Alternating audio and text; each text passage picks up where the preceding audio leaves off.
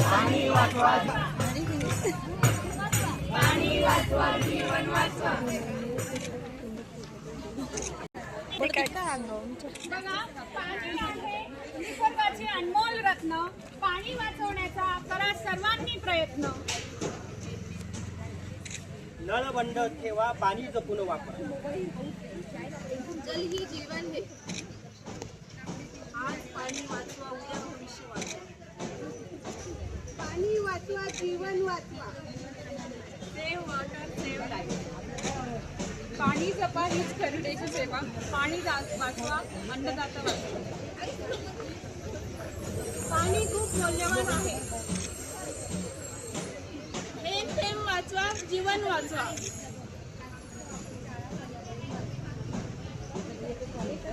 नमस्कार मंडळी. बघा, पाणी आपलं हे जीवन आहे. त्या पाण्यासाठी आपण किती तरसतो.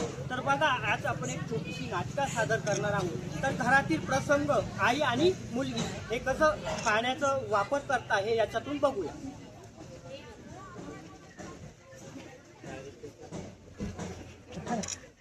अगं, तो नळ बंद कर, पाणी वाया जात आहे. अगं आई, थोडं एवढंच पाणी काय होणार आहे. अगं, आज तू थोडं म्हणतेस, पण हेच थोडं थोडं पाणी नंतर आपल्याला पाण्याचं उद्याला मोठं संकट उभं होईल. तेव्हा आपण काय करायचं. बघा, शेतकरी त्याची व्यथा कशी व्यक्त करतो याच्यातून बघूया. आज पाणी असल्यामुळे आमच्या शेतात पाणी नाही, आमच्या विहिरी आटताय आणि त्या युद्धामुळे आज आमच्या शेताला भाव भेटत नाही, कांद्यांना भाव भेटत नाही. त्याच्यामुळे सगळ्यांनी पाणी वाचवा आणि अन्नदाता हा सुखी ठेवा. शहरातील लोक पाण्यासाठी कसे घोषणा देतात आणि भांडतात हे आपण बघूया. पाणीच नाही, पाणीच नाही. आमच्या शहरात पाणीच नाही. आमच्या गावातही पाणी नाही. पाण्यासाठी काहीतरी उपाययोजना केल्या पाहिजे. पाण्याचा मानवी स्वरूपामध्ये जो बदल आहे तो बघूया आपण. मी पाणी, तुमचं सगळ्यांचं जीवन, पण तुम्ही सगळे मला इथे तिथे विनाकारण वापरता. उगाचच नळ चालू ठेवतात, पाण्याचा अपव्यय करतात. शेतीसाठी योग्य पाणी मी देऊ शकत नाही. जर तुम्ही माझा सांभाळून वापर केला, नीट वापर केला, तर मी तुमच्या येणाऱ्या पुढच्या पिढीलाही मुबलक प्रमाणात उपलब्ध राहील, जेणेकरून तुमची येणारी पिढी पाण्यासाठी वंचित राहणार नाही. आज तुम्ही मला साठवा, तुमचं जीवन, मी तुमचं जीवन सुखी करेन. बघूया.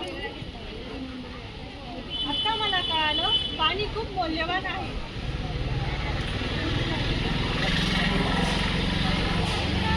चला तर मग आपण सर्वांनी मिळून आज एक प्रतिज्ञा करूया. मी प्रतिज्ञा करतो की पाणी हे जीवनासाठी अत्यंत महत्त्वाचे आहे. याची मला जाणीव आहे. मी पाण्याचा अपव्यय करणार नाही. नळ उघडा ठेवणार नाही. गळती असल्यास ती त्वरित दुरुस्त करण्याचा प्रयत्न करीन. पावसाचे पाणी साठवणे, पुनर्वापर करणे यासारख्या उपायाचा अवलंब करीन. पर्यावरणाचे रक्षण करून